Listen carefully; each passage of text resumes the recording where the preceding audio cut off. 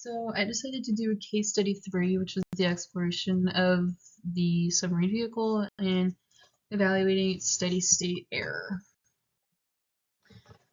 So first I wanted to show the block diagram for case A, and I wanted to simplify it down given that K2 equals 0. So I had to combine them, and here's my block diagram math. To achieve C of S over R of S with combining like terms with cascade to get our transfer function shown by C of S over R of S. So from that transfer function, I was able to find my overshoot from the table below. And I was able to obtain our overshoot from Appendix A, below according to my birth month and day, which is February 1st. So my zeta, or my percent overshoot, is 23.3%. And then I was able to find zeta, which is 0.42.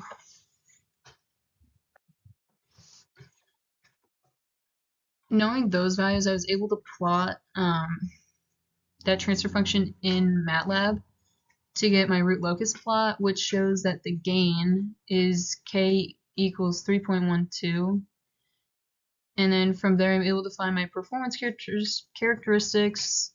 I can see some of them, and I can also see my pole location when I drag to find close to my percent overshoot of 23.3. From my root locus, like I said, I was able to find some values that I needed to be able to calculate zeta, omega n, ts, and tr.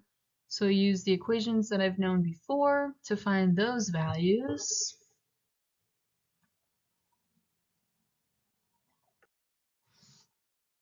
And then I also showed the calculation of steady state error by using our K1 and taking the limit as s goes to infinity.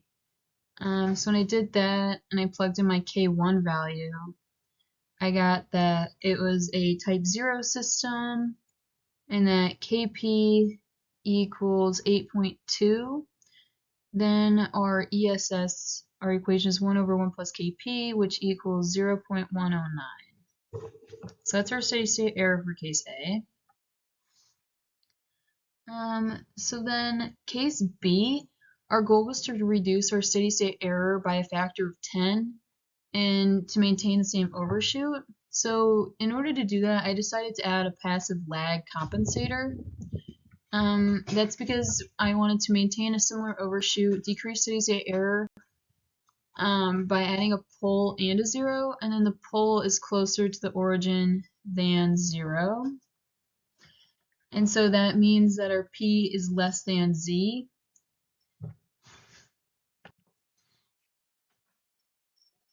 So adding in a lag compensator, I had to solve for our ESS new, a new KP, and add a new pole close to the origin, and solve where ZC should be. Then I place those in the form GC of S equals K times S plus 0.11 over S plus 0.01. So I have my math of how I showed ESS new.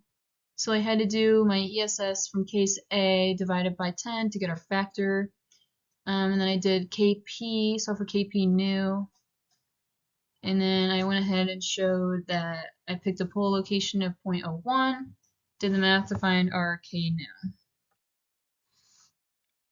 So after that, I was able to plot my root locus again. So this is my root locus for our lag compensated system. So I did the same process of finding my K2 value as K1, solve for the new zeta, pole location, and this basically the same things that I found for case A I was able to do for case B.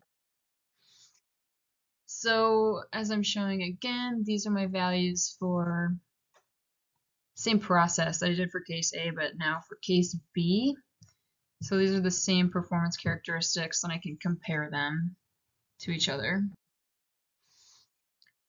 So now I was able to plot the step response for case A and case B just to see if there was improvements. So I can see that the rise time did increase and kind of slowed down, and the error was reduced as well. So here I just wanted to show a case comparison of A and B.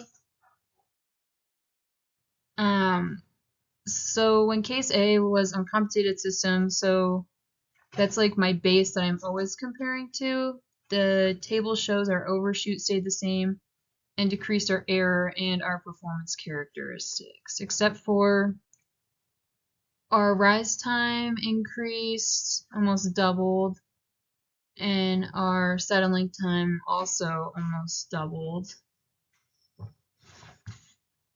And our omega n was kind of split in half. So then I just wanted to go over what I was expecting versus what was simulated. So I expected the things expected I explained before, and then my simulation confirmed my overshoot stayed the same, that my SSE was improved, my settling time increased, and then to improve my design, I wanted to change the pole location a little bit further from the origin, which can improve my settling time. So now for case C, I picked a value for my pole, so case C, I wanted to completely eliminate steady state error by using the same overshoot as case A and B, and to do that I added a PI controller.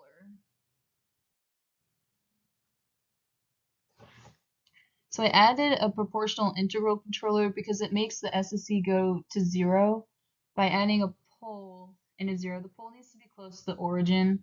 So when you add the proportional integral controller, you add a system type so then it goes to 0.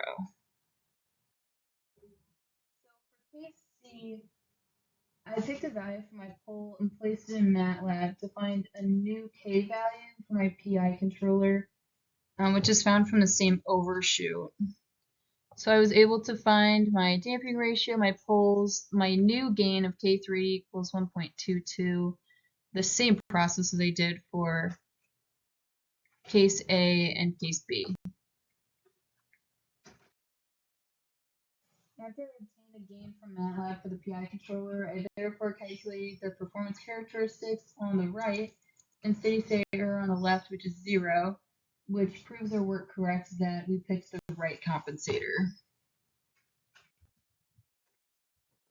As I did earlier, I compared the step response of case A, the uncompensated, and case C, which was my PI controller, where you can see the settling time, rise time, and other characteristics from there. So here is the same thing that I did, but I'm comparing case A and case C of all the performance characteristics there. So here's what I expected versus simulated. So I goed over what I wanted to expect, and my simulation confirmed my overshoot as well. My steady state error was completely removed, and my settling time decreased. So to do a little bit of a design improvement, I could move the location again further from the origin to improve my settling time. So here I just wanted to compare my case A, case B, and case C, just all so you can see the improvements or what increased or decreased from there. So to go over a summary, I just wanted to kind of go back to the table and just explain that omega n in case 3 compared to case B means that there's a much faster response time. In case B, looking into settling time, case C reaches steady state error faster than case B. And in relation to our gain, case C has a higher gain than case B, which could be advantageous for improving system performance, especially in terms of reducing our steady state error. So just to kind of go over again, so I had case A, which was my base system, and then I showed kind of all the important characteristics that we were looking for, and then I added a lag controller or lag compensator for case B, which helped improve our error, and then in case C I added a PI to completely eliminate our steady state error. So those are the improvements that I did for each case and why.